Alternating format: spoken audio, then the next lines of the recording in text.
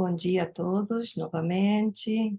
Estamos no Fórum do Campo Lacaniano, região dos Lagos, para quem não me conhece. Sandra, meu nome. Bom dia. Vamos começar dando continuidade ao seminário da Vera Polio e, seguidamente, teremos a conferência da Rosane Melo, como vocês já devem estar acompanhando na nossa programação. Então, vamos lá. O seminário da Vera é a angústia, seu objeto, seu tempo, seu topos. E uma breve resenha do que a gente está tentando trabalhar nesse seminário é o que a Vera nos falou, que diz o seguinte: no intuito de irmos nos preparando para o encontro internacional em 2024, que terá como tema a pergunta: como fazer a angústia falar? Vamos nos debruçar sobre as contribuições trazidas por Lacan ao longo do seu seminário Livro 10, A Angústia, comentando o texto freudiano Inibição, Sintoma e Angústia, de 1925, a Conferência 32, Angústia e Vida Pulsional, de 1932. Lacan irá concluir que a diferença entre o medo e a angústia não está na presença ou ausência de objeto. Além disso, ele abordará a questão da localização da angústia com o recurso da topologia das superfícies. Esta será, portanto, nossa bibliografia, que não vou falar agora, desculpa, eu estava na emenda, já falei antes. Será o tema dos nossos encontros mensais. Então, vamos a eles. Bem-vindo a todos os que estão online e as pessoas que estão aqui nos acompanhando no presencial. Bom encontro. A palavra agora com a Vera. Obrigada, Vera. Obrigada, Sandra. Bom dia, gente. Muito bom estar aqui de novo, nesse dia ensolarado, na companhia de gente tão querida, né? E para a gente, então, dar continuidade. Então, hoje é o nosso segundo encontro sobre o tema da angústia, e eu vou pedir que vocês me ajudem um pouco, inclusive, a recordar o que nós trabalhamos no nosso primeiro encontro. Eu tenho, assim, na minha memória, que a gente começou um pouco pelo fato de que Freud construiu duas teorias da angústia, né? E que na primeira teoria ele ainda não tinha o conceito de pulsão de morte, e que ele, então, chegou a pensar que angústia fosse simplesmente libido transformada após o recalque, né? Depois da defesa, a libido. Então, ele só tinha a energia libidinal nesse momento. O único conceito de energia que ele tinha era o da libido. E que, então, com a expansão da clínica, né, com o passar dos anos, com a expansão da clínica ao tratamento dos psicóticos e ao tratamento também dos neuróticos de guerra, né, ele vai rapidamente, em 1920, a gente sabe, na verdade, ele já estava preparando antes, então, introduziu o conceito de pulsão de morte e, imediatamente, escrever esse texto em 1920, aí já um pouquinho mais depois de 1920, ele introduz o conceito, né, de pulsão de morte. E, 24, se não me engano, ele produz esse texto, Inibição, Sintoma e Angústia, que Lacan considera, com toda certeza, uma das maiores contribuições de Freud, tanto é que ele trabalha no Seminário 10 de cabo a rabo, né? Digamos, da primeira à última lição, ele trabalha o texto de Inibição, Sintoma e Angústia, e quando chega ao Seminário 22, RSI, ele vai novamente, né, quando ele vai agora começar a construir sua teoria dos nós, inclusive, né, a gente sabe, ele vai mais uma vez voltar ao texto de Freud, Inibição, Sintoma e Angústia, e vai produzir, inclusive, esse quadro aqui, né, que é um nó, né, que é um nó no qual ele vai colocar a inibição, sintoma e angústia, né? O nó do real, do simbólico, do imaginário, um nó que está amarrado de tal forma que ele se torna borromeano, o que significa dizer, a amarração borromeana significa dizer que se você solta um nó, o nó se desfaz inteiramente, né? Os outros nós desaparecem.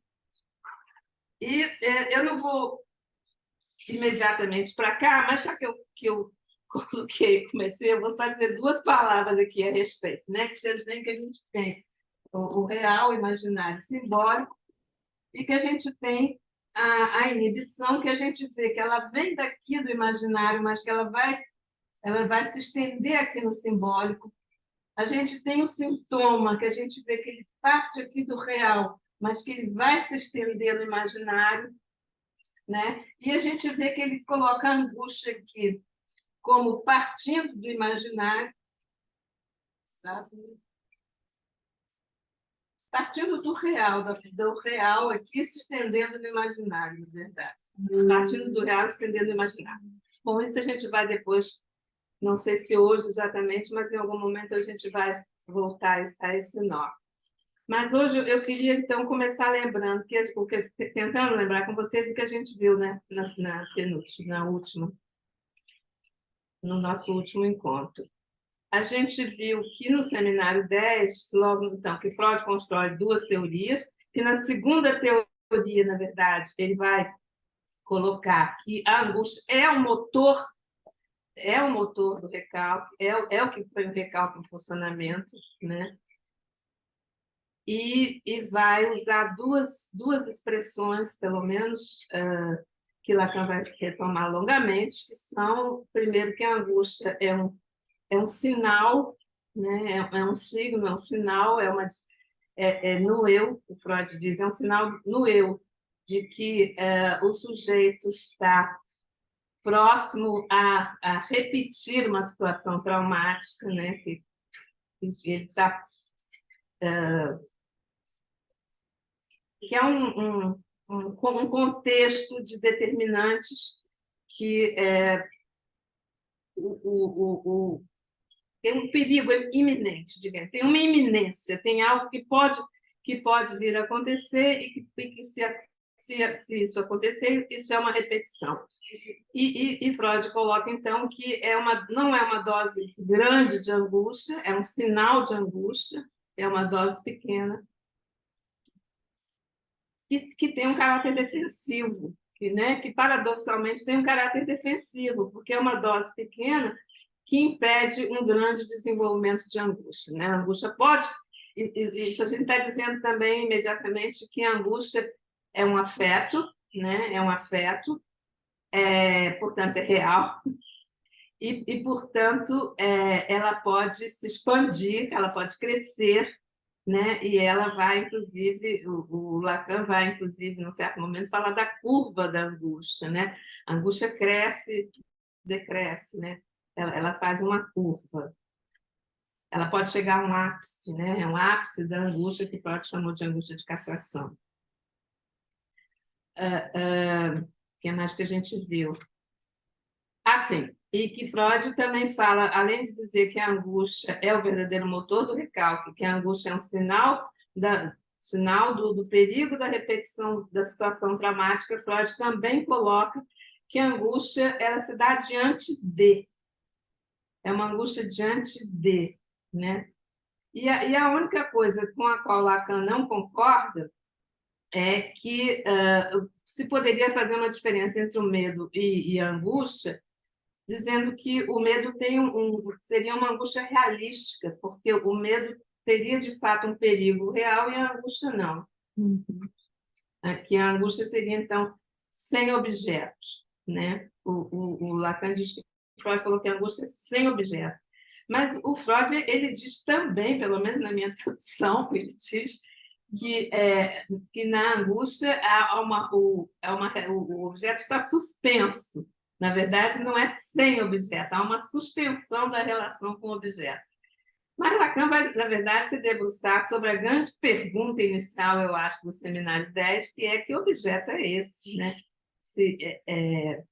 Porque é exatamente o seminário onde ele se perguntando sobre a angústia, vai chegar a elaborar aquilo que ele considera, em um certo momento, sua única contribuição à psicanálise, né? Que é o objetuar. Ele chega a dizer em determinado momento, né? Se eu dei alguma contribuição à psicanálise, foi o conceito de objetuar. Então, Lacan começa o seminário 10, é interessante, ele tem, eu lembro que eu falei isso, como a Colette diz, ele é cheio de pequenas teses, né? Cheio de pequenas teses de Lacan, né? Então, a gente vai encontrar, por exemplo, logo no início, não há angústia sem grande outro. Uma tese a ser desenvolvida, né? A angústia não é sem objetos. Outra tese, né? A ser desenvolvida. A angústia não é a dúvida. A angústia é a causa da dúvida, mas a angústia não é a dúvida. Outra tese a ser desenvolvida. E é possível extrair uma certeza da angústia. É possível extrair uma certeza da angústia. Olha só, de repente até tem mais, mas enfim. Vocês veem, é um seminário realmente cheio de frases afirmativas de afecto que não Lacan engana, a respeito falou da também, angústia. agora lembrei. Hein? Você falou o afecto que não engana. Afecto que não engana, exatamente. Agora lembrei. Bem lembrado, muito bem lembrado. A angústia é um afeto que não engana. Porque a angústia é um afeto que está em Freud. Isso. Né? Mas a angústia é um afeto que não engana, está em Lacan. E como diz a Colette, inclusive, quando o Lacan diz a angústia é um afeto que não engana, ele está, de algum modo, fazendo uma certa correção à afirmação freudiana de que a angústia, por ser um afeto, ela se desloca. Ela é uma deriva, ela é uma deriva motora. O Freud fala isso, né? Que os afetos tendem, isso quando ele fala de modo geral, os afetos tendem à derivação motora, o que é evidente. Como é que a gente sabe que a gente está angustiado? Porque a gente sente falta de ar, porque a gente sente dor no peito, né? Um monte de sintomas físicos, né? Sensações que denunciam, inclusive, que a gente está angustiado. Então, você tem a questão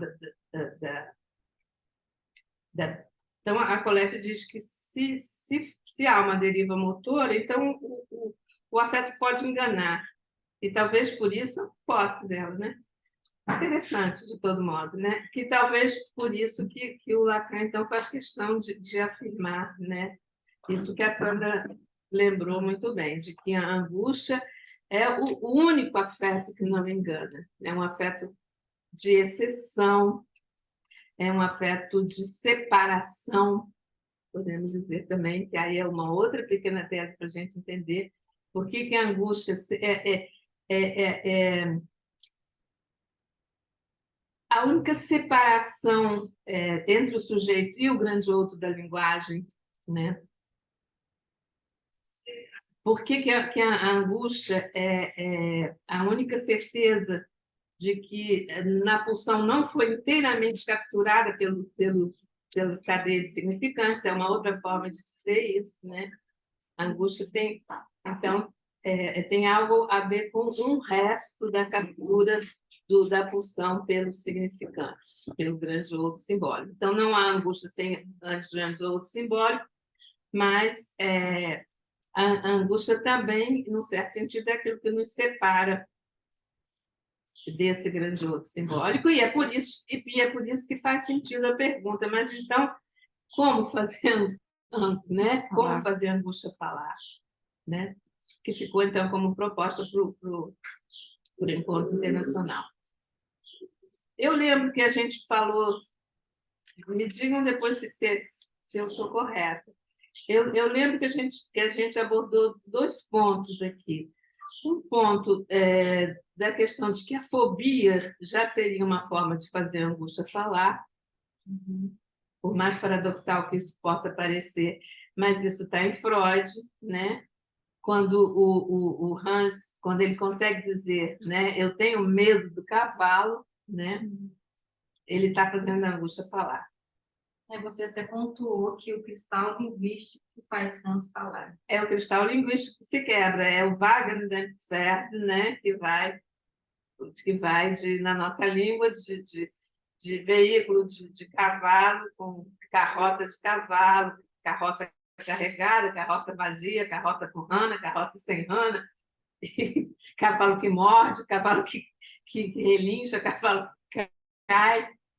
Tudo isso que vai aparecer na construção mítica do Hans. A Rosane trabalha isso há muitos anos, né, Rosane? E Freud chama atenção para essa expressão, quando ele consegue dizer, né, Wagendenpferd, quando ele consegue dizer foi por causa do cavalo, né? O Freud diz, olha que lindo, a mesma expressão em alemão, foi por causa do cavalo, é cavalo de carroça, cavalo, veículo de cavalo, ou carroça de cavalo, em alemão, se você tira o trema de cima de um azinho, você está falando as duas coisas ao mesmo tempo, né? Então, a gente viu isso, né? Isso a gente trabalhou um pouquinho. Então, a gente teria esse paradoxo de que a fobia seria uma forma de fazer a angústia falar, mas que a gente fica se perguntando, bom, mas na nossa clínica a gente não vai trabalhar na direção de produzir uma angústia, né? Pelo contrário, né? Que a gente vai, enfim. Mas a gente pode fazer uma fobia falar da angústia, né? Que a gente encontra sintomas fortes, com certeza. E lembro também que a gente viu o que Lacan constrói logo, mais ou menos no princípio do seminário 10, o que ele mesmo chama de meu quadro da angústia, né? Que é outra pequena tese dele, diz a angústia enquadrada. Então, se a angústia é enquadrada, isso significa que, bem ou mal, ela tem alguns contornos, né? Ela tem, talvez a gente possa falar até em alguns limites, eu acho que sim. E ele coloca, então, faz aquele desenho, né, que a gente viu um pouco, né, um desenho com 9 gavetas, né, um quadrante, ele chama também de quadrante, às vezes, né, quadrado quadro ou quadrante, de 9 gavetas, onde ele começa apenas com os 3 termos de Freud, né, inibição, sintoma e angústia, fazendo uma diagonal para mostrar o quê? Que se um está no imaginário, o outro está no simbólico e o outro está no real, né? Então, são heteróclitos, né? São dimensões, se a gente pega a questão do nó, a gente pode dizer que são diferentes dimensões da vida psíquica, ou diferentes registros, né? Que Freud, sem utilizar os termos imaginário, simbólico, real, ele está mostrando isso, né? Ele está mostrando que há pelo menos 3 dimensões no regime, na vida psíquica de cada um, né? Aí a gente viu, então, os nomes, né, que lá não exploramos muito, mas eu lembro que a gente viu, né, que esse quadro ele tem 2 vetores também, né? Ele tem um vetor horizontal, que é um crescendo de dificuldade do sujeito, né? A gente chama de dificuldade do sujeito, e tem um vetor horizontal que ele chama de dificuldade do movimento, né? O movimento que vai tendendo ao desaparecimento, né? Que vai tendendo à paralisia. E que ele coloca, então, depois, abaixo da inibição, ele coloca a emoção, e mais abaixo ainda, ele coloca um termo francês que foi traduzido por efusão, mas que eu lembrei que Lacan diz, logo no princípio do seminário, podia ser traduzido por paralisia. Desmaio, na verdade, desmaio. podia ser traduzido por desmaio. Lacan disse que se a gente estivesse falando italiano, poderia usar o termo desmaio. E como a gente tem o termo desmaio em português com o mesmo sentido do italiano, a gente poderia pensar também, né, nessa possível tradução para o termo francês émoi. Aí, na coluna do meio, né, que a gente tem, então, o sintoma como na sua vertente simbólica, né? A gente tem um momento anterior, que é o impedimento, o sujeito está impedido, depois ele faz um sintoma, e desse sintoma, se ele não analisar, né? Se ele não elaborar, se ele não suprimir, conforme o caso também, ele pode fazer um acting out, né? Aí lá que escreve em inglês, né? Acting out embaixo do sintoma, que ele diz que é uma transferência selvagem, né? Lembra? Sim. Que é uma transferência selvagem. E na última coluna a gente viu que ele coloca embaraço, embaixo de tudo é o conceito de angústia. Não, peraí, é o embaraço, embaraço ele diz, é o embaraço do sujeito com falo, com a significação fálica, com tudo que tem a ver com o que o significante falo pode representar, né? Que é um significante que pode representar poder, pode representar sexo, pode passagem ao ato, embaraço, passagem ao ato e conceito de angústia. E aí fica enigmático também, né? Por que que ele coloca conceito de angústia? Quer dizer, ficaria enigmático se ele não tivesse dito para a gente, na verdade, eu estou usando o livro do Kierkegaard. Né? Então a gente tem, depois do embaraço fálico, a gente tem a passagem ao ato, aí ele lembra, né, a passagem ao ato suicida, por exemplo, da jovem homossexual, quando ela é desfalicizada, né, quando ela é totalmente desfalicizada, né, na relação dela, ela faz uma passagem ao ato que é sob a forma de uma tentativa de suicídio. E aí, embaixo de tudo, então, na pontinha real, de fato, né, do quadro, no limite real do quadro, a gente pode dizer, ele coloca, então, conceito. Algumas vezes coloca só angústia, e pelo menos uma vez eu vi ele escrever conceito de angústia, eu vi que estava escrito. E aí o que acontece? Aí eu busquei, eu juro que eu vou encomendar um outro livro, porque eu tenho certeza que eu tenho livro, sabe assim?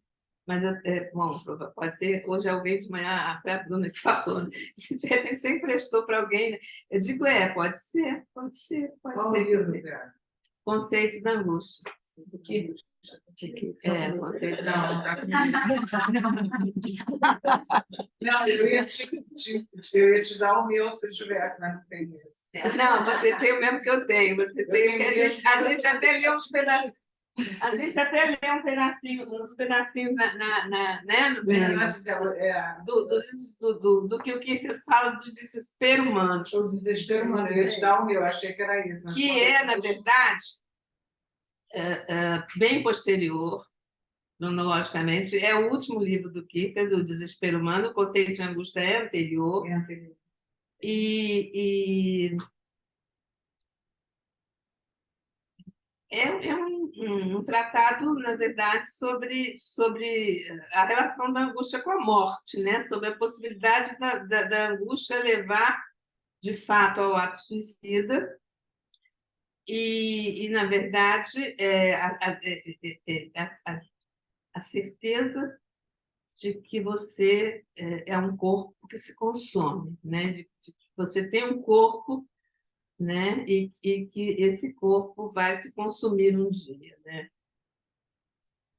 Que a gente fala com muita frequência, é a única certeza que você tem e que paradoxalmente é a certeza que te é dada na entrada, né? Quando você recebe o bilhete de entrada na vida, a única certeza que você recebe junto com isso é que tem um fim. Que tem um fim seu corpo. E que seu corpo tende gradativamente, né, a degenerescência. E, como disse Freud, a sua vida é, na verdade, um desvio desse bilhete que te foi dado na entrada, né? A vida são desvios em relação à morte, como diz Freud, porque cada um quer morrer de uma única forma. Tudo isso a gente tem lá no Além do Princípio do Prazer, né? De Freud. Então, eu acho que foi basicamente isso que a gente viu, né? Da última vez a gente viu um pouco a fobia, como fazendo a Augusta falar, e vimos o quadro, né? Como que Lacan compõe como é que ele contextualiza a angústia, né? Antes de elaborar o seu conceito de objeto A. E como esse contexto é que vai lhe dar as bases para elaborar o conceito de objeto A. Que ele vai, portanto, dizer que não tem imagem, não tem significante, que ele vai, então, definir, nesse primeiríssimo momento, ele daqui para frente, nós estamos em 1962, 63, né? Ele daqui para frente vai dar várias definições de conceito de objeto A, né? No início da década de 70, né? 1969, 1970, o avesso da psicanálise, ele vai dizer o objeto A é o mais de gozar, né? Nesse primeiro momento, ele privilegia a relação do objeto A com o desejo, né? Então, ele diz a causa de desejo e a falta de objeto. E isso, na verdade, é o que ele vai manter até o ultimíssimo momento, repetindo. Tem frases que Lacan repete, eu acho que não é à toa, com certeza, como, por exemplo, a definição do significante, que é o que representa um sujeito para outro significante. Ele repete isso, sei lá, umas 20, 30, 40 vezes, sei lá, porque você pega a RSI e está lá. Você pega 1950 e poucos, está lá.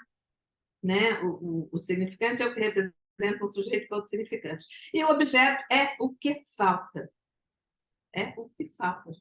Isso está também, como a gente diz, de cabo a rabo. Então, como é que tem consequências? Então, o que nos interroga, a meu ver, é como é que nós vamos dar conta das consequências subjetivas, né, das consequências de todos nós, enquanto seres falantes, sermos marcados, aí é uma marcação universal mesmo, acho que a gente pode dizer, sermos marcados por um objeto que falta.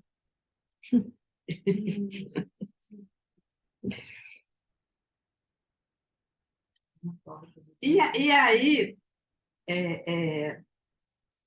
eu tinha pensado para a gente hoje começar a ver um pouco como é que Lacan então vai retomar essa questão da diferença entre o medo e a angústia, que me parece que ele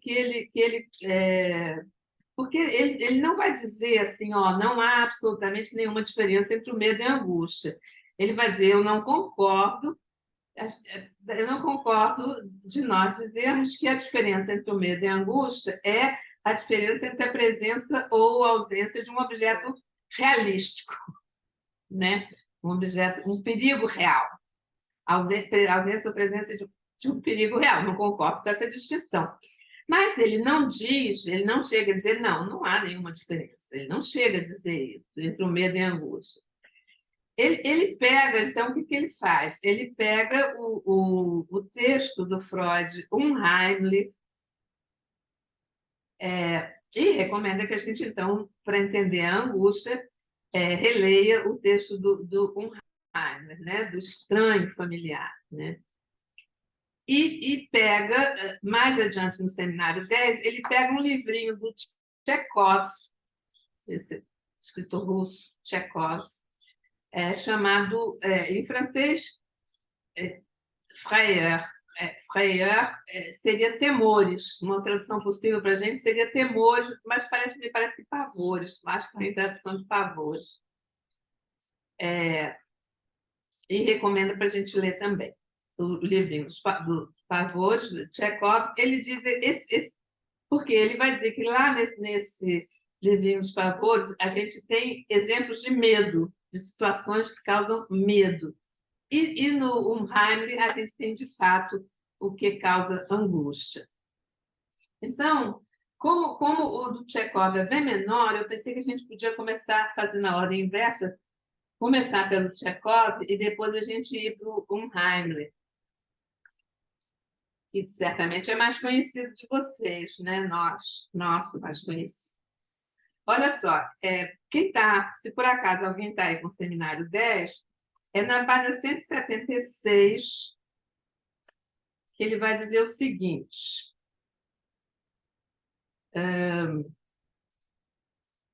Creio já haver assinalado o que encontramos sobre esse tema no que não é nem sequer um pequeno romance, mas uma anotação, uma impressão de Tchekov, que foi traduzido com o título de Frayeur.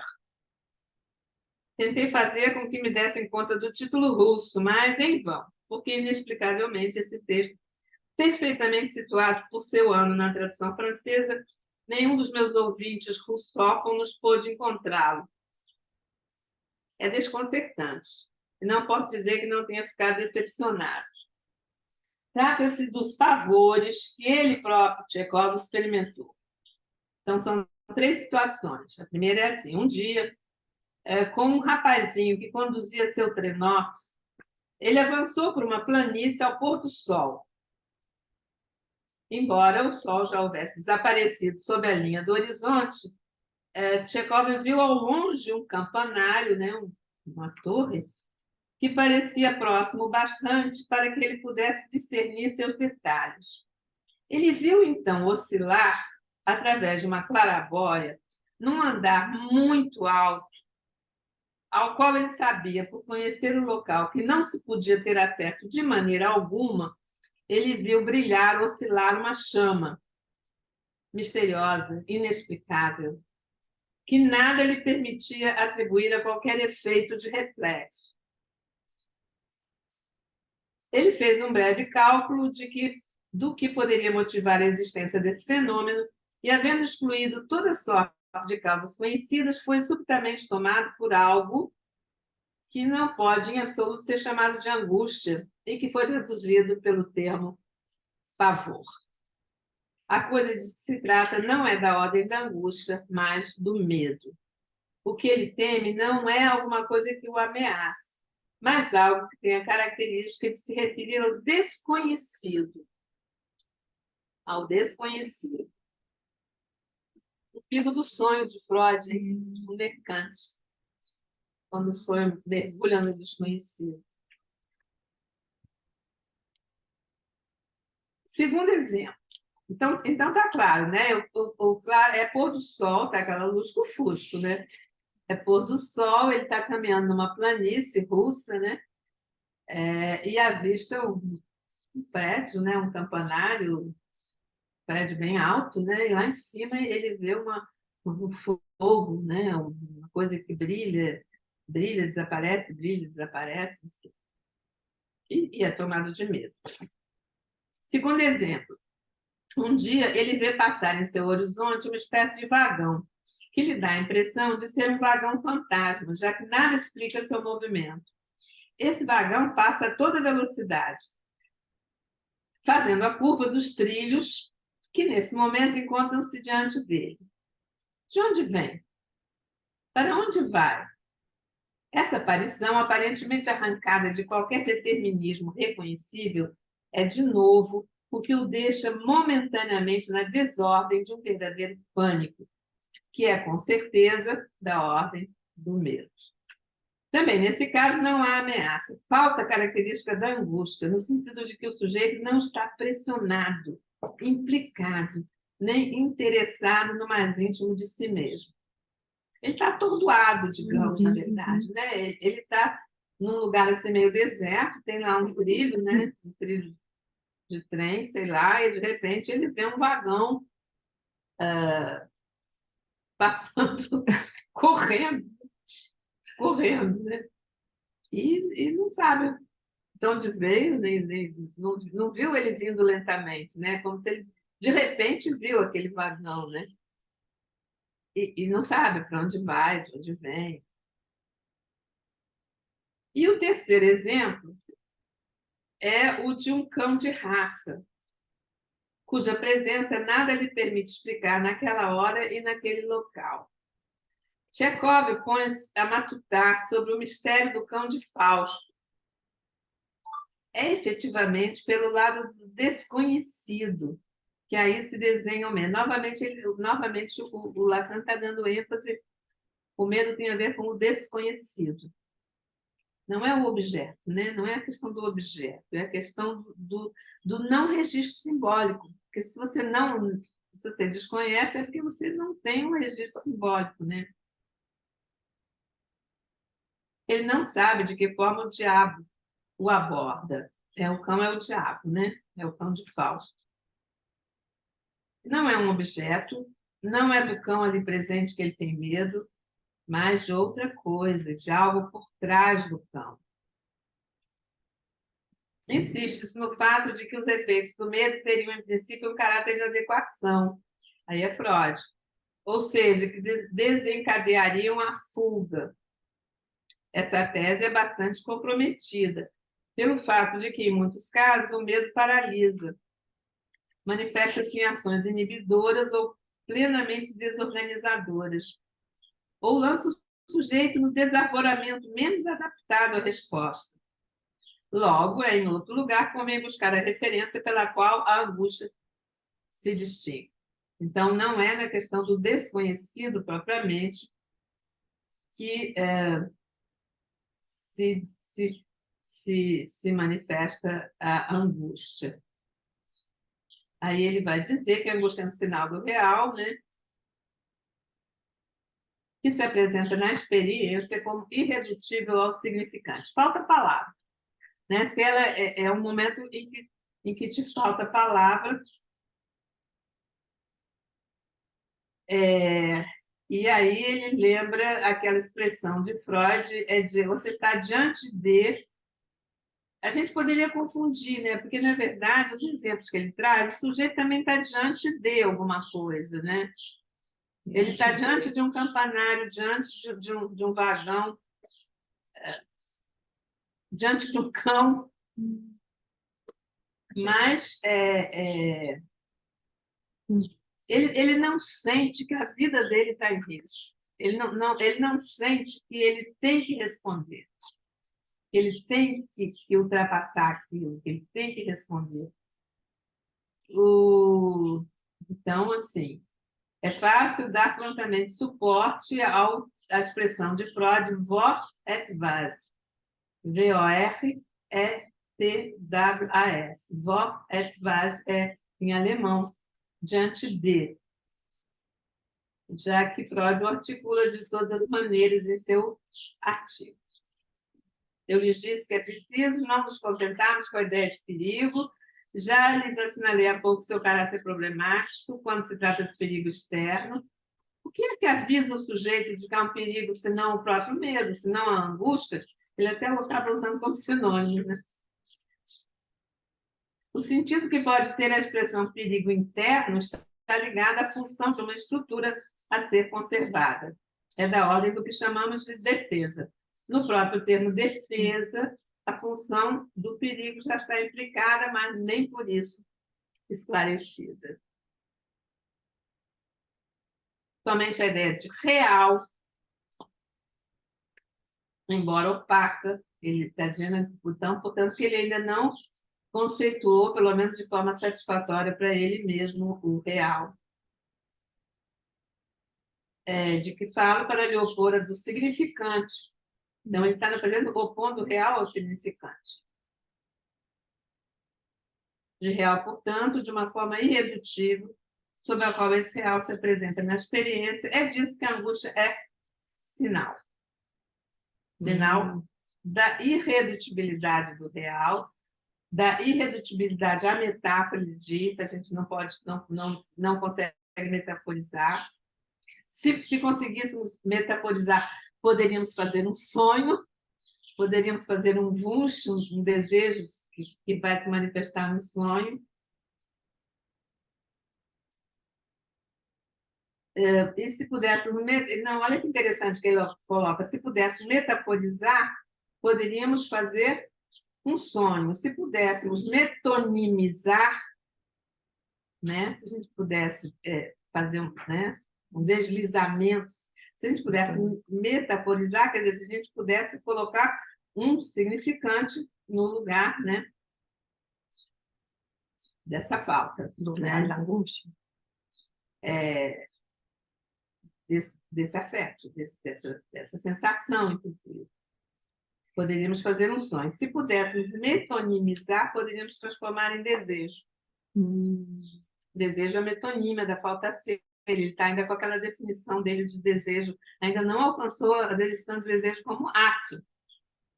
Ele ainda está no desejo como a metonímia da falta ser, que você vai pedindo objetos incansavelmente. Então, vai pedindo significantes, né, na verdade, incansavelmente. Eu quero uma criança, né? Eu quero um sorvete, eu quero uma bala, eu quero um boneco, eu quero... Então, ela não está na angústia. Se a criança consegue, qualquer um de nós, adulto ou criança, né? Se a gente consegue falar, ela pode até estar com medo, mas ela não está na angústia senso estrito. Aí, vamos ver o que acontece na angústia senso estrito do fenômeno estranho familiar, né? Eu queria ter trazido o livro da Autêntica, mas acabei trazendo esse. Vocês conhecem a história do... Você tem o... Não, estou rindo da versão que você... Vocês lembram da história do Homem de Areia? Sim. Lembram detalhadamente? Não, É um conto fantástico, um conto fantástico.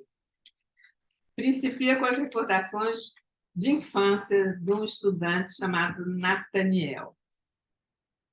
A despeito da sua felicidade presente, não pode banir as lembranças ligadas à morte misteriosa e apavorante do seu amado pai. Em certas noites, sua mãe costumava mandar as crianças cedo para a cama, prevenindo-as de que o homem de areia estava chegando, né? Que vem arrancar os olhos da criança. Os adultos muito pacificadores. O boi da cara preta. O boi da cara preta. O boi da cara preta, né? O homem da bolsa. Antiga, brasileira. El hombre de la bolsa. O homem. A netinha de 4 anos. Não, então uma musiquinha que você canta para a criança dormir. Boi, boi, boi, boi da cara preta. Pega essa criança. Não, gente, as histórias todas. A Carol estava com o livrinho do João e Maria outro dia. Aí pediu para mim, né? Eu comecei a ler João e Maria. Mas assim, eles não botam mãe, é a madrasta. É a madrasta que vai junto com o pai. Mas essa é uma que as censura, crianças né? vão ficar na floresta. Essa foi uma censura, né? Porque os contos originais envolviam sempre a mãe. E aí houve uma censura, e aí os irmãos, né, começaram a colocar a madrasta. A madrasta da Branca de Neve. A madrasta É verdade. A madrasta virou... Da Cinderela. Da Cinderela. Todas elas se fizeram. Só nos contos. Mas é uma formulação encobridora, diríamos, com Freud. Os pais são bananas, né? Vou te contar, porque... Eu trabalhei uma vez esses pontos num artiguinho que eu trabalhei, a questão do brincar, né? É todo um conto de terror. Não é Maria, começa aí, vai. E, por certo, Nathaniel não deixaria de ouvir os pesados passos de um visitante com o qual o pai estaria ocupado toda a noite. Quando indagada acerca do homem de areia, sua mãe, na verdade, negava que tal pessoa existisse, exceto como figura de linguagem. Quer dizer, a mãe até que era boazinha. Ela dizia, não, Nathaniel, isso aí é bobagem, falou, mas é da boca para fora. Mas a babá, aqui a babá é a babá, a babá, porém, podia dar uma informação mais precisa. Olha o que a babá dizia para ele. É um homem perverso, que chega quando as crianças não vão para a cama, joga punhados de areia nos olhos delas, de modo que os olhos saltam sangrando da cabeça. Ele coloca, então, os olhos num saco e os leva para a meia-lua para alimentar seus filhos. Eles estão, os filhos, né, do Homem de Areia, estão acomodados lá em cima, no ninho, agora virou passe, e seus bicos são curvos como bicos de coruja. E eles os usam para morder os olhos dos meninos e das meninas desobedientes. Embora o pequeno Nathaniel fosse sensível, tivesse idade bastante para não dar crédito à figura do Homem da Areia com tais horríveis atributos, ainda assim o medo fixou-se no seu coração. Determinou-se a descobrir que aparência tinha o Homem de Areia. E uma noite, quando o Homem da Areia era outra vez esperado, ele escondeu-se no escritório do pai. Reconheceu o visitante como sendo o advogado Copélio, uma pessoa repulsiva, que amedrontava as crianças quando, ocasionalmente, aparecia para jantar. E ele agora identificava esse Copélio com o temido Homem da Areia. E no que diz respeito ao resto da cena, Hoffmann já nos deixa em dúvida se o que estamos testemunhando é o primeiro delírio do apavorado menino ou uma sucessão de acontecimentos que devem ser considerados na história como sendo reais. O pai e o convidado estão trabalhando numa lareira, junto a uma lareira. O pequeno intrometido ouve Copélio dizer, aqui os olhos, e traz-se ao soltar um grito. Copélio o apanha e está prestes a lançar brasas tiradas do fogo em seus olhos, jogando estes depois no braseiro. Mas o pai lhe implora que solte o menino, salva-lhe e salva-lhe os olhos. Depois disso, o rapaz cai em profundo desfalecimento e uma longa enfermidade põe fim à sua experiência. Aqueles que optam pela interpretação racionalista do Homem da Areia não deixam de reconhecer na fantasia do menino a persistente influência da história contada pela babá. Os punhados de areia que deveriam ser jogados nos olhos da criança transformam-se em pedaços de carvão em brasa tirados das chamas. Em ambos os casos, destinam-se a fazer com que seus olhos pulem para fora. No decorrer de uma outra visita do Homem da Areia, um ano depois, o pai é morto no escritório por uma explosão. O advogado Copélio desaparece do lugar sem deixar qualquer vestígio atrás de si. Tempo passa. Nathaniel agora é um estudante universitário, crê ter reconhecido esse fantasma de horror da sua infância num oculista, um italiano chamado Giuseppe Coppola, que na cidade universitária se oferece para vender barômetros. Quando Nathaniel recusa, o homem prossegue. Não quer barômetros? Não quer barômetros? Tenho também ótimos olhos. O terror do estudante atenua-se quando descobre que os olhos oferecidos são inofensivos óculos e compra um pequeno telescópio de Coppola. Com a ajuda do instrumento, ele observa a casa, o apartamento de frente dele, né? De um tal de professor Spallanzani, que tem uma bela, mas estranhamente silenciosa e móvel filha, uma filha que não se movimenta, Olímpia. Logo, Nathaniel se apaixona por ela tão violentamente que, por sua causa, esquece a moça talentosa e sensível de quem está noivo. Mas Olímpia é um autômato, cujo mecanismo foi feito por Spallanzani e cujos olhos foram colocados por Coppola, o Homem da Areia. Então, já o Copélio já virou Coppola, né? O estudante surpreende os dois mestres discutindo quanto ao seu trabalho manual. O oculista leva embora a boneca de madeira sem os olhos. E o mecânico, o Spallanzani, apanha no chão os olhos sangrentos de Olímpia e os arremessa ao peito de Nathaniel, dizendo que Coppola os havia roubado do estudante. Nathaniel sucumbe a um novo ataque de loucura e, no seu delírio, a recordação da morte do pai mistura-se com essa nova experiência. Aí tem umas expressões assim, né, que parece que ele fala gritando assim: apressa-te, anel de fogo!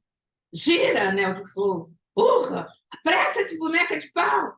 Boneca de pau, linda boneca de pau, gira, gira! Cai, então, sobre o professor, o pai de Olímpia, Nathaniel. Cai sobre o Spallanzani, pai de Olímpia, e tenta estrangulá-lo.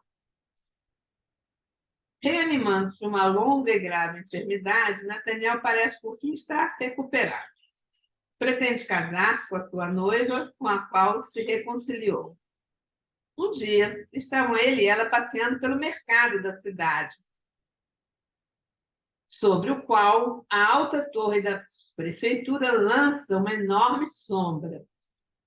Por sugestão da moça, a Nathaniel sobe então com a noiva e o irmão da noiva fica lá embaixo. O irmão que caminhava com eles fica embaixo. Lá no alto, Clara, que é o nome da noiva, é outra Clara, Clara é atraída por um curioso objeto que move lá ao longo da rua. Nathaniel observa essa coisa através do telescópio. Nathaniel tinha comprado um telescópio, vocês lembram, né? Então, ele fica lá no alto usando o telescópio e cai num novo ataque de loucura. Começa a gritar novamente: gira, boneca de pau! Gira, boneca de pau! E tenta jogar a noiva pela torre abaixo. Mas o irmão da moça, levado pelos gritos dela, salva. Corta, sobe, salva a irmã e desce com ela. E lá em cima, o louco, na torre, corre, girando em círculos e berrando: gira, anel de fogo, gira, anel de fogo. E nós sabemos a origem das palavras. Nós não sabemos. Sabemos. Quer dizer, não a origem etimológica, mas nós sabemos que vem lá da infância dele, do conto da babá, na verdade.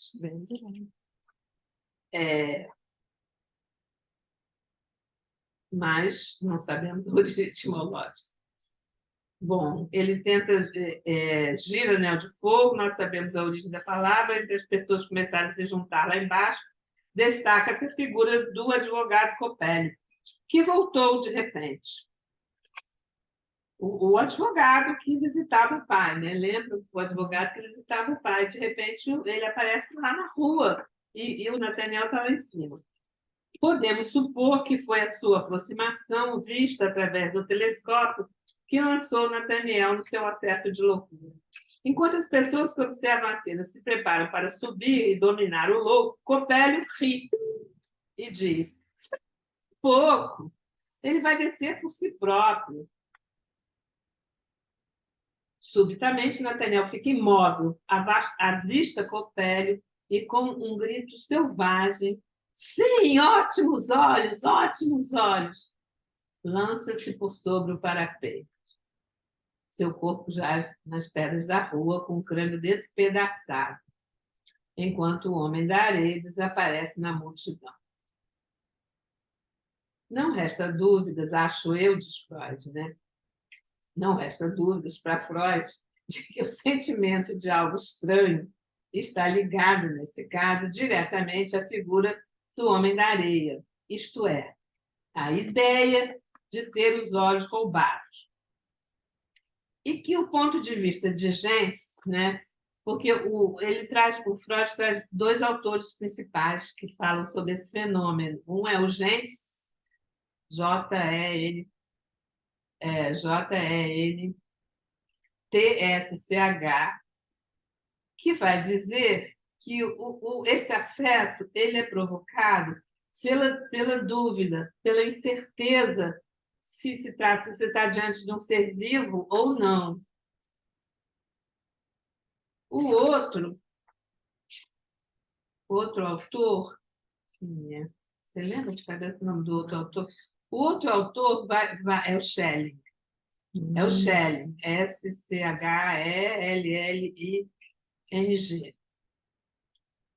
O Schelling dá uma definição que Freud assina embaixo, que é a seguinte: Heimlich é o nome de tudo que deveria ter permanecido secreto, oculto, mas veio à luz. Heimlich é o nome de tudo que deveria ter permanecido secreto, oculto, mas veio à luz. Então, essa definição Freud assina embaixo, não concorda com Gentz, de que o que importa aí é a incerteza intelectual. Aí o Freud diz: a incerteza quanto a um objeto ser vivo ou inanimado, que reconhecidamente se aplica à boneca Olímpia, é algo irrelevante em relação a esse exemplo mais chocante de estranheza, que é o conto de Hoffmann, né? Aí o Freud faz uma referência a alguns textos do Shakespeare também, na presença de um mundo povoado de espíritos, demônios, fantasmas, como Shakespeare traz em Hamlet. Hamlet logo na primeira cena, né? Praticamente a primeira cena que ele se dá quando encontra o fantasma do pai morto. Macbeth, a tempestade, e Freud diz até mesmo a tempestade e sonhos de uma noite de verão. Você tem essa presença em Shakespeare desse mundo povoado de fantasmas. A conclusão da história deixa bastante claro, então, que esses três personagens são né? Coppola, Coppelli e o Homem da Areia são um personagem só, né? E, diz Freud, você tem também bastante claro aí que você tem uma relação substitutiva entre o olho e o órgão masculino. Aí eu já acho, não sei. O que vocês acham? Meio forçado, Não né? sei. Questão do desejo que foi, não? Desejo da angústia. Desejo da angústia. Da relação do desejo com a angústia, da angústia com o desejo. A relação substitutiva entre o olho e o órgão masculino se verifica existir nos sonhos, mitos e verifica-se nos sonhos, mitos e fantasias. Por que Hoffmann estabelece essa relação tão íntima entre a angústia da perda dos olhos e a morte do pai? Aí a pergunta de Freud. E a resposta que ele dá é que o pai é o agente da castração. Que o pai real é o agente da castração. E que a angústia de castração da infância é responsável pelo fenômeno Heimlich. Bom, isso para a gente ter uma... Então, o que o Lacan fala é que nesses exemplos, então, a gente tem o sujeito convocado ao mais íntimo de si, que seria, evidentemente, nesse caso do Nathaniel, o fantasma, a fantasia, né, inconsciente que ele traz desde a infância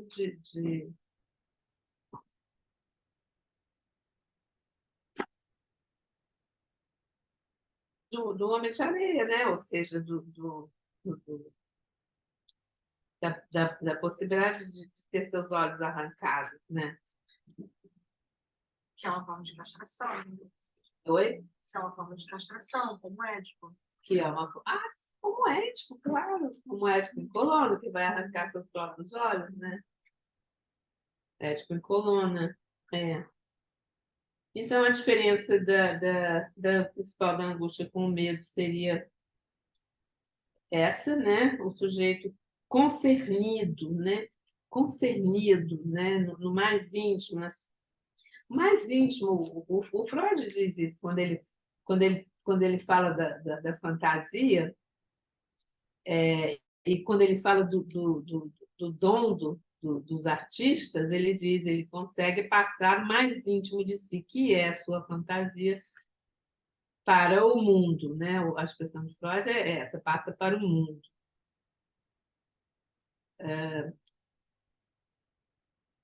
Bom, então, só mais umas Vera, pequenas... só uma curiosidade, vocês sabiam que transformou Homem de Areia, assim, eu estava vendo pesquisando aqui no Google, em quadrinhos, e em 2022 foi lançada uma série pela Netflix sobre Homem de Areia. Olha, eu não sabia. Que horror, de terror. 2022? Não, 2022. Aqui, estou lendo aqui. É um horror. É filme de horror. Ah, que interessante. Uma série que ficou muito popular. Eu nunca tinha ouvido falar também, vi agora. É, muito interessante, muito interessante. É bom assistir. A gente consegue. Eu fiz quadrinhos, música e adaptação da série. Agora, uma última palavrinha aqui, antes da gente passar para a gente poder discutir, se vocês quiserem, mas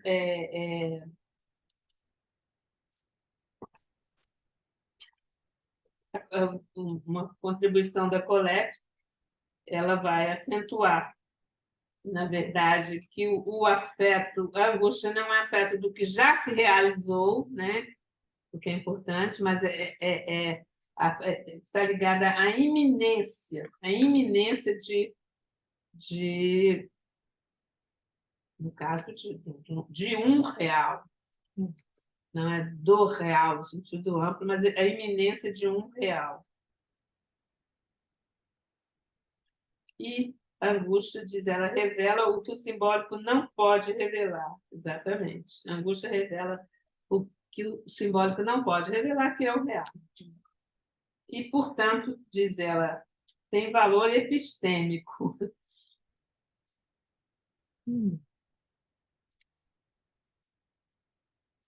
Entre Hegel e Kierkegaard, Lacan escolheu o segundo para falar da angústia, porque Hegel vai falar que os significantes caminham em direção ao saber absoluto. E Kierkegaard, quando ele escreve o conceito de angústia, a mensagem que ele passa é que são os significantes, por meio do conceito, que, bem ou mal, fazem uma... Em francês é prise, é uma tomada, se a gente for traduzir literalmente, é uma tomada do real. Eu acho que a gente pode falar captura, mas eu acho que a gente tem que lembrar sempre que é uma coisa localizada, assim, né? Talvez a gente possa fazer a associação, voltar a Freud, né, na verdade, e lembrar que é a eminência da repetição de um real traumático. A eminência da repetição de um real traumático. A angústia sinaliza, né, a eminência da repetição de um real traumático. Agora, se ela sinaliza, né, como que ela sinaliza? Só pela sensação corporal? Só pelas sensações físicas? Ou a gente pode pensar que existe também das determinações simbólicas, determinado contexto, né? Determinados... Uma situação qualquer que possa... Porque do real. Na verdade, ela vai tentar fazer uma diferença, isso logo na primeira lição dela sobre os afetos, que foi a única que eu dei uma olhada assim rápida, inclusive, mas eu vou trazer para vocês, mas eu acho que eu não entendi a diferença que ela quer fazer entre Freud e Lacan. Quando ela coloca que, para Freud, o simbólico recalca o acontecimento real. Tá, tudo bem, né? O simbólico recalca o acontecimento real e o simbólico é o grande mentiroso, né? O que ela vai chamar atenção, isso eu concordo, quer dizer quando Lacan diz a angústia é o afeto que não engana, ele está dizendo, segundo ela, a angústia é o afeto que não engana porque está fora do registro significante. Não pode recalcar, não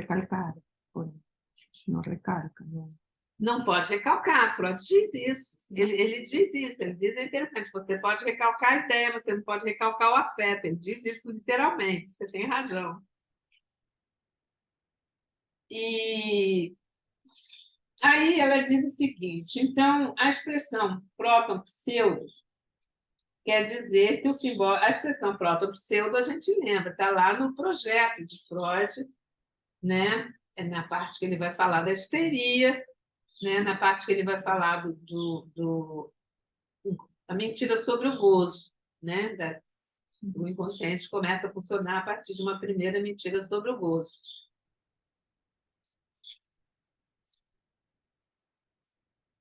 Aí, a proto-pseudo quer dizer, então, que o simbólico é o verdadeiro enganador. Isso é para chamar a atenção da gente, por que a angústia não engana e, ao mesmo tempo, por que a angústia tem uma certeza? Por que é possível se extrair uma certeza da angústia? O recalque é o apagamento do rastro, né? E o simbólico opera a substituição dos signos, dos significantes, dos signos, né? Do que representa alguma coisa para alguém. Para Lacan, o significante não é tanto o rastro do real, é mais o que representa o sujeito que ele é emergência no real.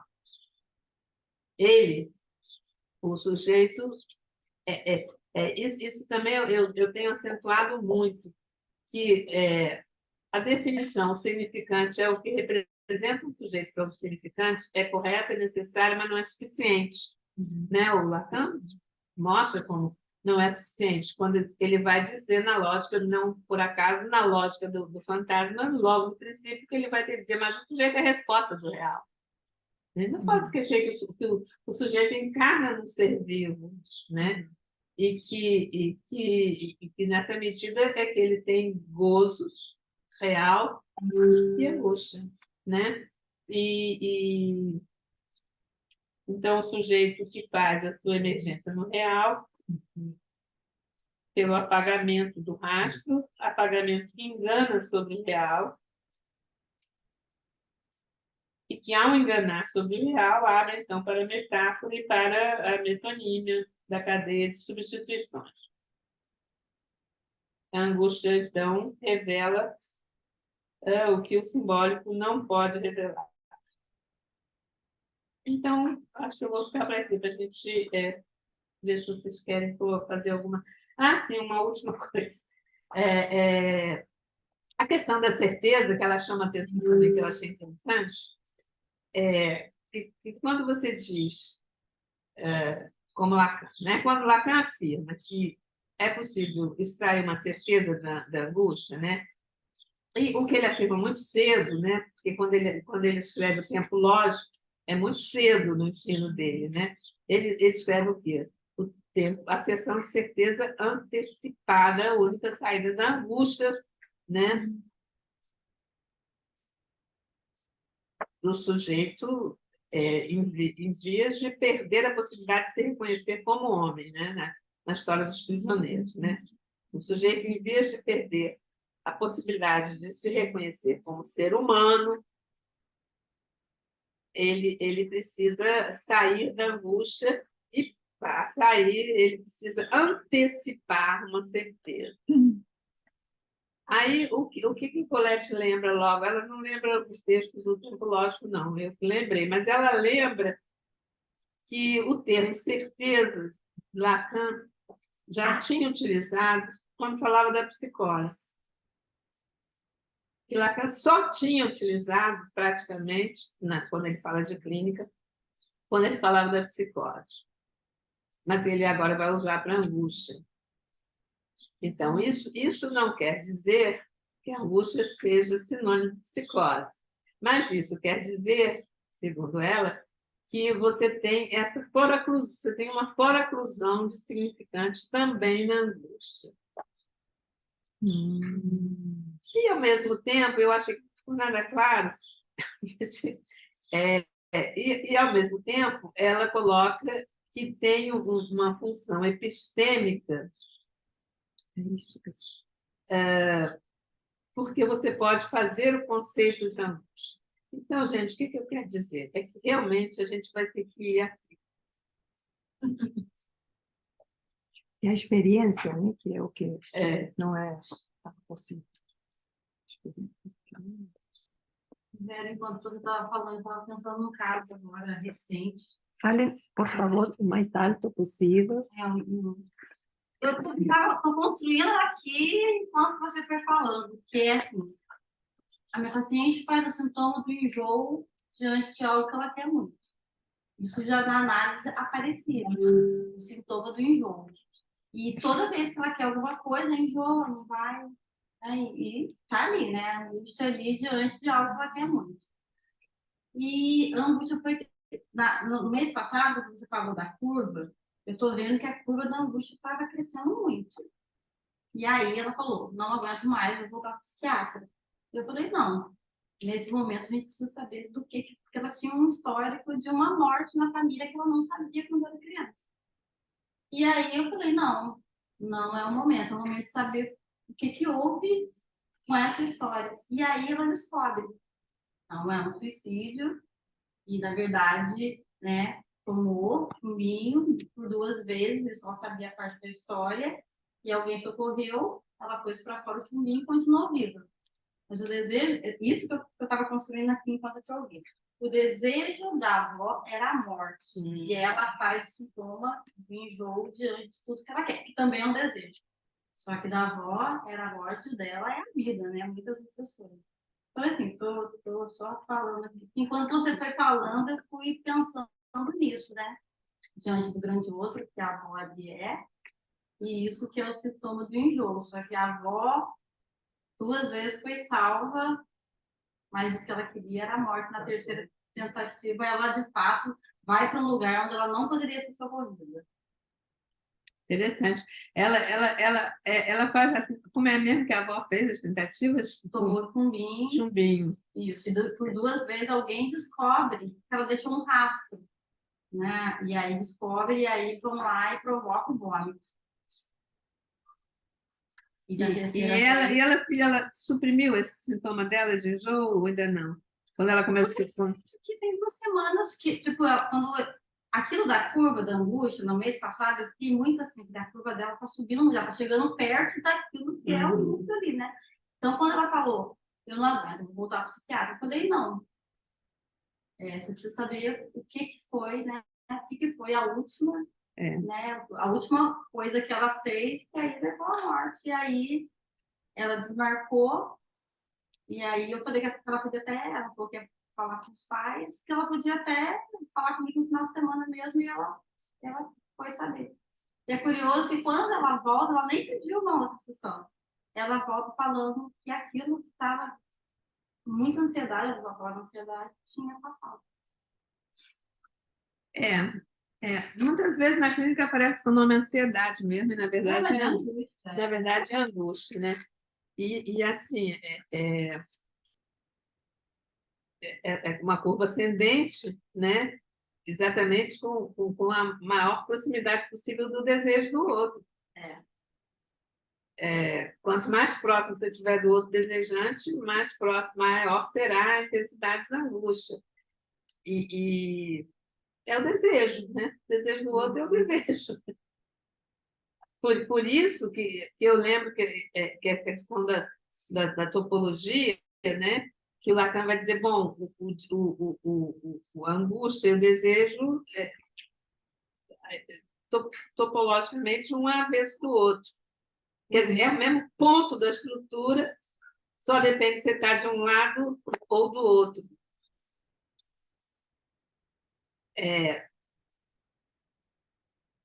da banda, né? Que é um lado só, na verdade, mas é a ilusão que você tem, né? De que você está do outro lado. Porque eu fui aqui, né, meio entender, assim, eu saí essa semana pensando assim, tá, fez o efeito, porque inclusive ela fez uma coisa que ali tinha pelo menos 2 anos que ela tentava fazer que ela não fazia.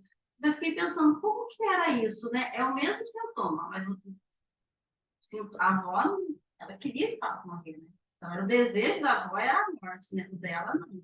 Ela faz o sintoma de enjoo diante daquilo que ela quer muito também. Qual é a morte dela é a vida. E separar ela desse grande outro aí, né? Também tem uma definição bonita, né, do Lacan, que o sintoma da criança, né, traz uma verdade do casal parental, né? Ou seja, assim, o sintoma como tendo essa função também de trazer uma verdade, né, que está recalcada. Né? Ninguém vai falar sobre isso. Né? A mãe de quem? Qual é a forma materna paterna? É materna. Tem alguma coisa ali, né, assim, que o sintoma, né, traz, né, e não é qualquer bolinho, né? A gente sempre diz, uma criança trazer, né, a verdade, né, que não pode, né, que não pode aparecer, né, na cena.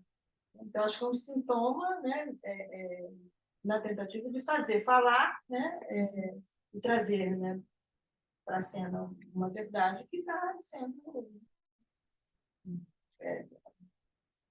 Eu acho que a gente fala muito na necessidade do manejo da transferência, mas a gente tem um outro manejo clínico, que é o manejo da angústia. Assim, né? O manejo da transferência tem que ser correlacionado ao manejo da angústia.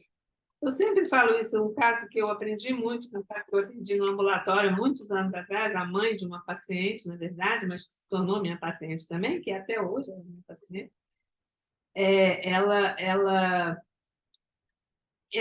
Ela começou a ter sonhos onde a filha era abusada sexualmente. A filha era abusada sexualmente pelo pai, e não sei o quê, foi tendo sonhos, pesadelos. Eu vou resumir, senão a gente vai ficar a vida inteira. Mas ela vai chegar à descoberta de que ela tinha sido estuprada na infância por um primo, naquela idade que ela começou a sonhar que a menina estava, que era uma criança de 4 anos sendo abusada pelo pai no sonho dela. E foi uma coisa muito angustiante, evidentemente. Foram sonhos de angústia sucessivamente. Mas passou, né? Passou, ela foi, inclusive... Gente, muito significativo, é muito impressionante, porque ela era do interior, aí ela comprou uma passagem para ir lá conversar com as tias, ela começou a ter indícios assim, de que ela podia confirmar isso se ela quisesse, porque primeiro da filha, depois passou para a suspeita de ter abuso dela. Na verdade, começou tudo assim, que ela não sabia porque ela tinha ataque de choro sempre, sistematicamente, quando ela transava com o marido, ela tinha ataques horrorosos de choro. Depois tem um programa no Fantástico falando sobre abuso de criança, ela não suportou, saiu correndo da sala, feito uma doida. E o marido fala, mas, poxa, gente, você teve uma reação exagerada, parece que foi alguma coisa que você, de fato, experimentou. E aí ela vai pesquisando, vai escreve para a tia manda uma carta. Ela joga a carta fora, ela escreve para a tia perguntando, ela joga a carta fora sem ter coragem de ler, mas aí ela compra uma passagem de ônibus e vai lá conversar com a tia e volta, não sei o quê. Confirmou a história e tal. Que pena que meu primo já morreu, porque senão eu ia fazer alguma vingança. Aí ela começa a ter umas alucinações visuais de que tem um velho com uma corda na mão convidando ela, venha forcar-se. E aí ela descobre, também não mas com suspeita de que talvez tenha tido uma história de suicídio familiar, algumas gerações superiores. E aí fica nessa hipótese,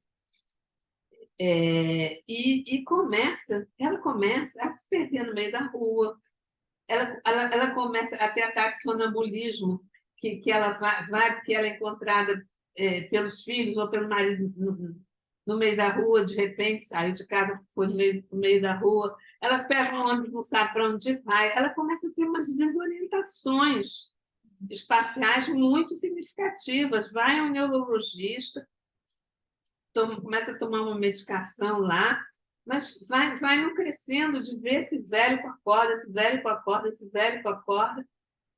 Teve um certo momento que eu disse assim, gente, eu acho que eu tenho que dizer, para de buscar essa certeza. Importa tanto essa certeza?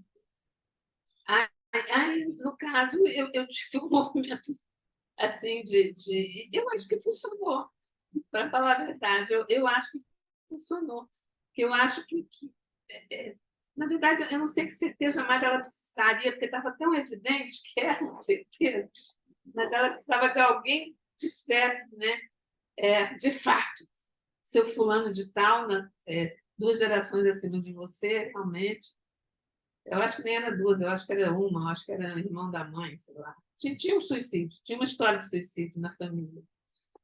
E que se manifestava de forma alucinatória. E angustiante, né? E muito angustiante.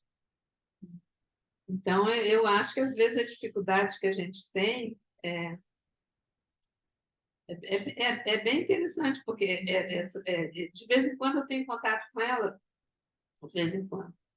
E essa semana ela me mandou uma foto, ela ganhou um bisneto já. Bisneto. Ela é uma mulher de... acho que ela está completando 70 agora, mas acho. Vera, essa última parte que você trouxe, dessa relação, né, da angústia com o Fala um pouquinho mais simbólico, alto. não lembrar a sua formulação. Da angústia. Qual? Da iminência? Da iminência de um real? Da iminência de um real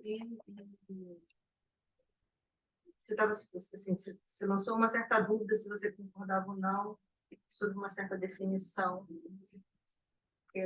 Agora eu estou vendo que o simbólico não pode revelar. Ela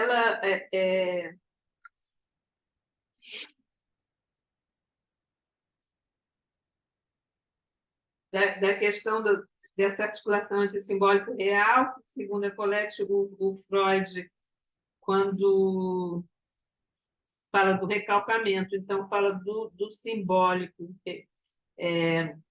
recalcando o real, e Lacan, então, segundo ela, o real não seria o que ele traz como real, não seria exatamente o trauma, seria mais o sujeito.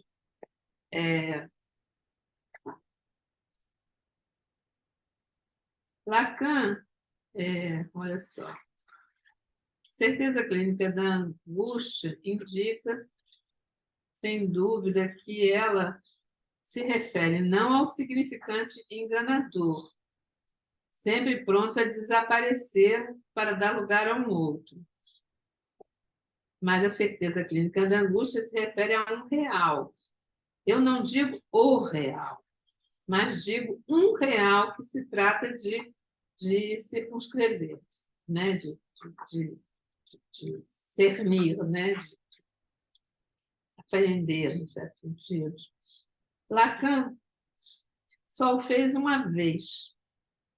Ele primeiro situou o objeto A que falta na sua inscrição no grande outro, lugar dos significantes, que pertence ao grande outro, mas fazendo furo. Então, você pode dizer que o objeto A pertence ao grande outro somente se você colocar que ele fura o grande outro, né?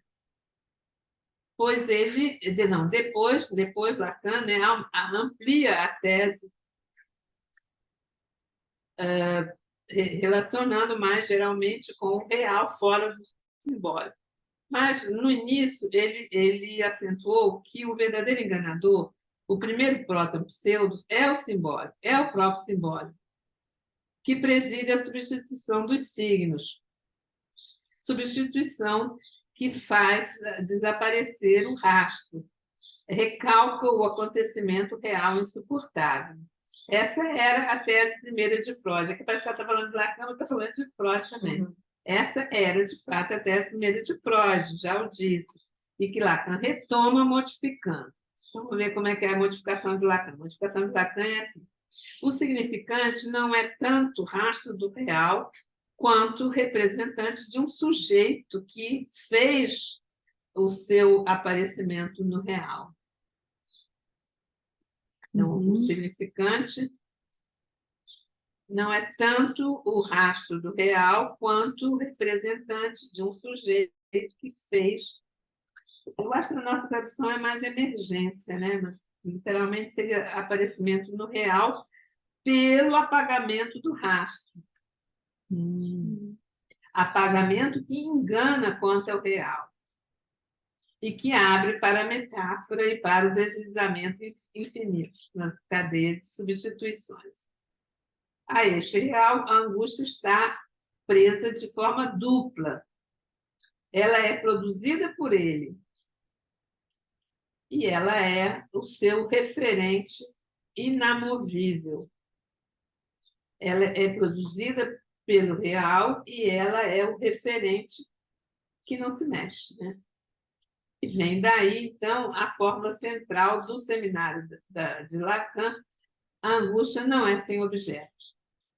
Esse objeto A, ela é índice desse objeto A. A angústia é índice do objeto A. E o termo freudiano mais conhecido de sinal.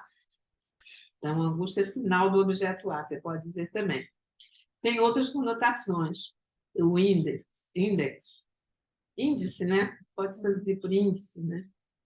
Evoca, sobretudo, a iminência, do tipo atenção, perigo, pois a angústia não é o afeto de algo já realizado, mas da sobrevinda iminente, né? Porque Freud lhe dá uma função positiva de defesa, participando da assombração, né? Antes daquilo que assusta, né? A angústia tem também um papel de contra-surpresa, obstáculo à surpresa. Eu lembrei da conferência com Mas uma questão que está... você disse aí que, segundo as contribuições da Colette, né, a angústia não é sem objeto, mas esse objeto que é o objeto A. Mas, Lacan, hein? Lacan. Lacan, mas nas contribuições dela, alguma coisa de angústia que não é de algo que já aconteceu. Isso é a frase dela.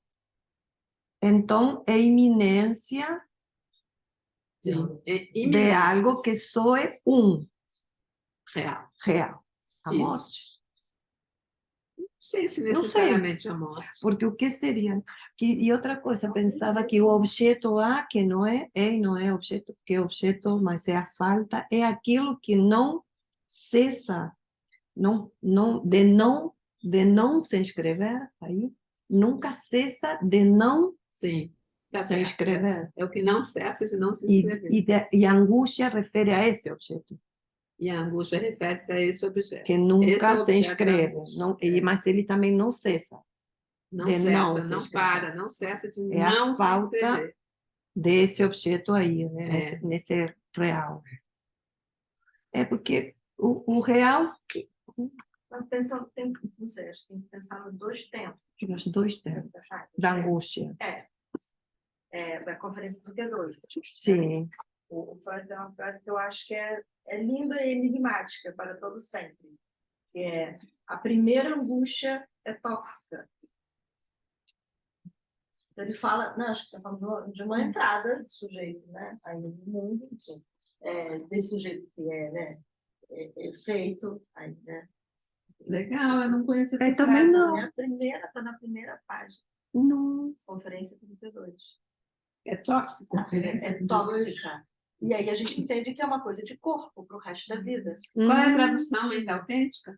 Qual é a tradução? Da morrorto. Amor. Ah, Amororto. amororto. Sotaque carioca Porque em vai ser espanhol, amororto. amororto. É. E aí, né, porque pensar que essa angústia sinal, defesa, né, é depois. Assim. É depois. É depois. Mas ele diz. E aí, bom, ele vai dar falando. Você sabe como está na Imago? A angústia é automática. A primeira. A primeira. Nessas minhas andanças pelo caso Tá vendo? Ranhas, eu fui nas referências, né, nos textos que o Freud trata do caso Ranhas. Aí fui lá na conferência 32, a angústia vida pulsional. E essa primeira frase sempre me impressionou. Porque ele vai estar dando a definição também, né? Eu vou até da reler relação a do- minha, do para trauma. ver, por exemplo, como está na redação, mas não lembro de ter lido tóxico, não, mas é perfeito. Né?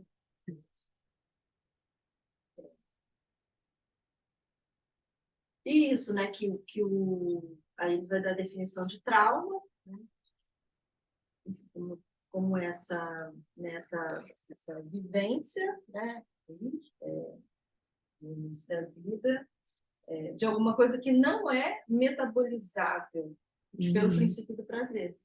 Tinha que pedir a Sônia para a Alcia, direto do alemão. Conferência 32. Eu tenho para ver qual é hoje diversas traduções. Dá para ver Freud direto olhando essa conferência 32 para ver como é que ele Mas se tóxica. por isso que se torna essa coisa da repetição, né? É inamovível, né? Porque tem alguma coisa que não se reduz. Por exemplo, o prazer tem uma função, né? De redução da tensão. Tem alguma coisa que o princípio do prazer não reduz. Enfim, obrigada, com certeza. Eu fiz uma primeira entrevista essa semana também, e aí fiz uma segunda entrevista. Ela me disse, nossa, depois daquela primeira entrevista, eu fiquei numa angústia. Chorei. E aí eu disse, ai meu Deus, e agora? Agora, aí a angústia está na lista. E agora? Agora eu vou ver a terceira para ver se a segunda já foi melhorzinha, né? Porque realmente ela trouxe coisas assim do arco da velha, já na primeira, quando a questão de enfim, uma pessoa que foi criada assim, com uma suspeita de que não era mãe, a mãe não era mãe, e ela tentou descobrir, depois desistiu, e até hoje ela não sabe se a mãe era mãe ou se a mãe não era mãe, imagina. Angustiante. Ela sabe que o pai era o pai, mas tem toda uma história de ter sido retirada de uma cidade para outra, de uma mulher para outra, e aí já viu, realmente. Não é qualquer história.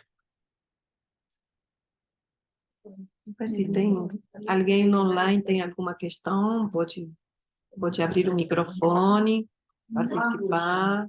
Só angústia, né? Bom que a Vera avisou, né, no começo. Agora está. Então, vamos. Se alguém tiver alguma pergunta, a gente passa para você. Isso, então vamos. Tem alguém alguma perguntinha? Renata, Comentário. Na próxima. Então, a Renata na próxima vai vir, porque é ela que vai nos dar. Vamos ter o prazer de ouvi-la na conferência da Renata. Estão todos convidados. Obrigada. E vamos dar uma pausa, assim, e em uns 20 minutinhos, mais ou menos, voltamos por aqui. Bom, obrigada a todos. Até a próxima. Até daqui a pouquinho.